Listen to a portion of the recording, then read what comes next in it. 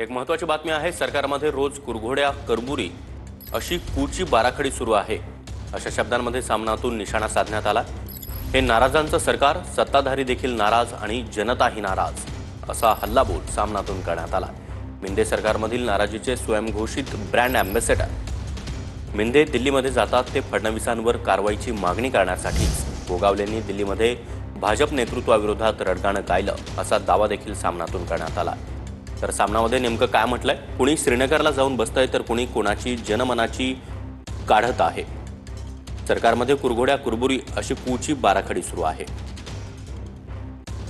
नाराजी नाट्यामध्ये प्रमुख भूमिका करणारे उपमुख्यमंत्री मिंदे हे नेहमीप्रमाणे आघाडीवर आहेत। मलिदा मलई गोळा करायची आणि दिल्लीमध्ये श्रीनगर दरे गाठायचे, हाच यांचा सार्वजनिक उपक्रम सध्या आहे।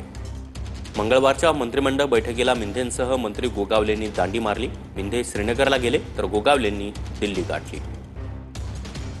तेथे म्हणे त्यांनी भाजपचे राष्ट्रीय अध्यक्ष नड्डा यांची भेट घेत राज्यातील भाजप नेतृत्वाविरोधात रडगाणे गायले।